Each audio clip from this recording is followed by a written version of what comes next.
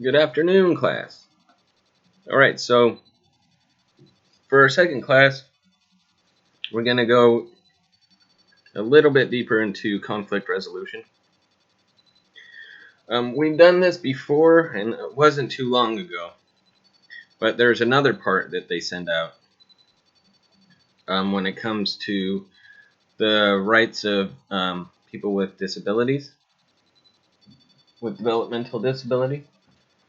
So we've seen this before, and it's posted in the office. But I'm going to go over something where, what if we come into conflict with that? So you have the right to wear your own clothes.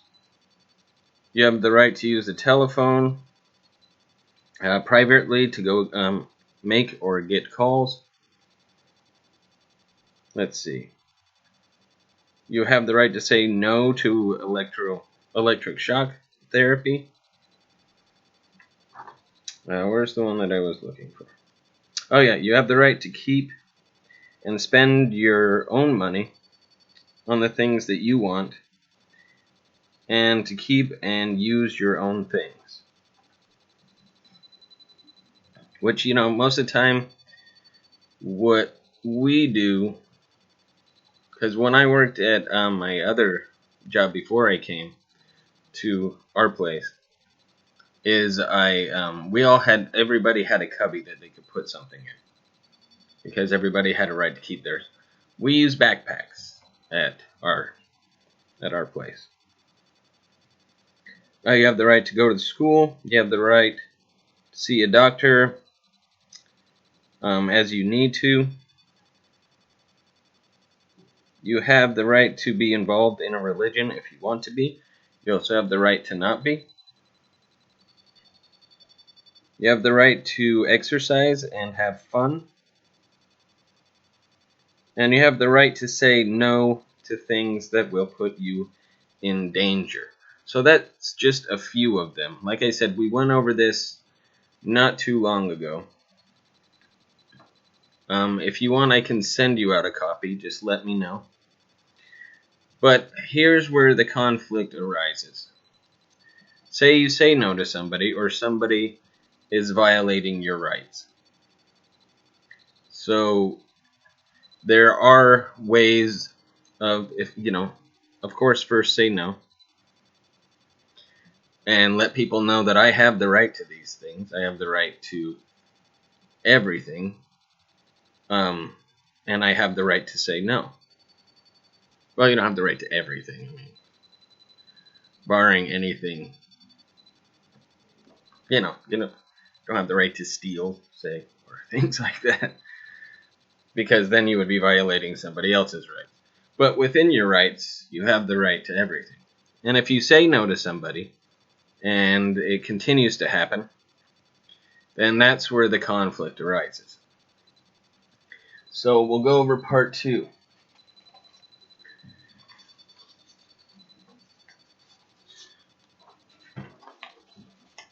Okay. So it says you and your individual's rights advocate. Your CRA. Well, it says client's rights, but they've really been changing that. But they still call it that. So here's a still frame of numbers and things that you can call. And again, if you want a copy of this, I'm more than willing to send it out to you.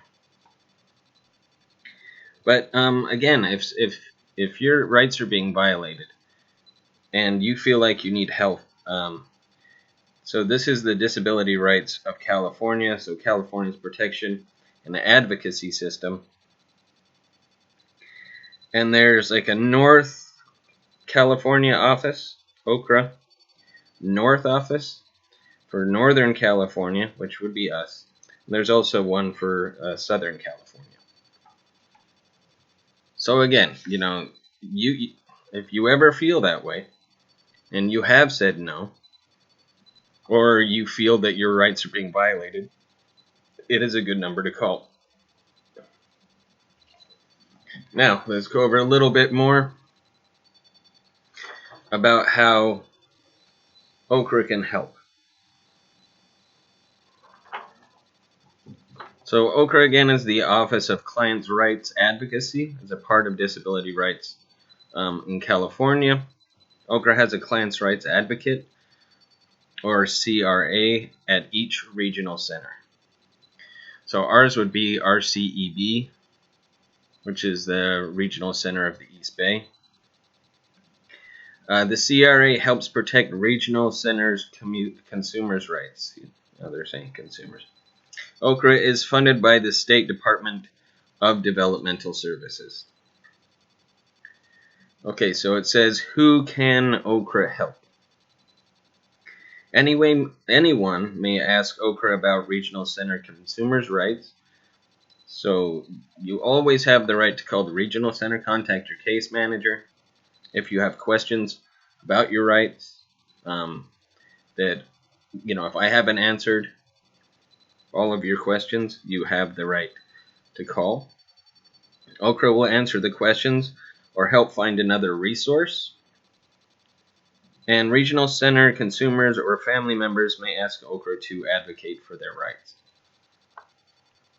So, if keeping, it's just kind of like with ISPs and everything like that. Keeping family members involved with case managers so that we're all on the same page, it's always helpful.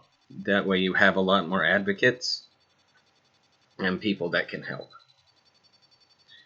How can your CRA help you? Your client's rights advocate can help the regional center consumers and their families get services, provide information about rights and services. They can provide trainings. They can represent regional center consumers in hearings. So that would be as if you went to a court case for some reason.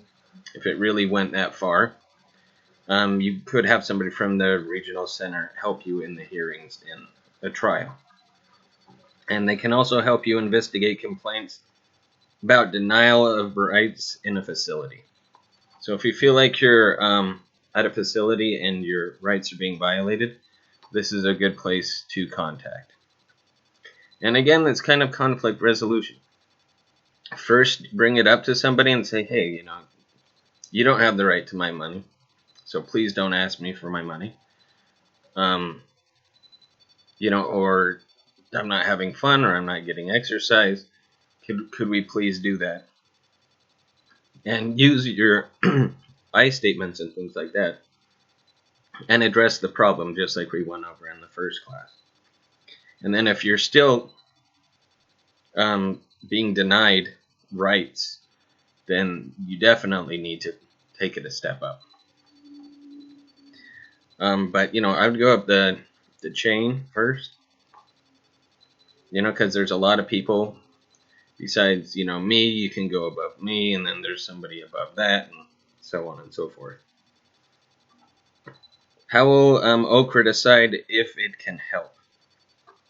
So in deciding if OKRA can advocate for you, your CRA will look at the merits of your case, your ability to advocate for yourself, which is first and foremost, like I said, advocate for yourself, which just basically means speak up and say something if you feel that your rights are being violated. The availability of OKRA resources, other available advocacy resources, and you may file a grievance if you are not satisfied with OKRA services. So you can even file a grievance with them. And then lastly, with what type of issues can your CRA help? So if it's a case of abuse or neglect, conservatorship and alternatives, criminal matters, discrimination, which again we went over respecting diversity. Discrimination is just the opposite of diversity. It's denying people. Guardianship, in-home support services, or IHSS, Medi-Cal, mental health, privacy, private insurance is another way they can help, regional center services, school services, Social Security, and voting. So these are all things that, a lot of y'all have taken some college classes, which is very important. And a lot of you, we've gone over the voting process and things like that. But sometimes, with private insurance, mental health, Medi-Cal, things like that, it's a little more difficult for the program to supply that. We can help, but once we get back to in-person services. But you might have ILS or again IHSS who can help you as well. But again, they are also subject to, if they violate your rights as well, then you also need to, again, advocate for yourself. And then if that's not working, then it's time to take a step up and contact the regional center at any of the phone numbers there. So again, please let me know if you would like me to send you this information. Or you can pause it on the screen and write down the phone number. But anyway, I miss y'all. It looks like we're getting closer to get back to program, and I'm excited to see y'all. If you have any questions or suggestions or concerns, please let me know. All right.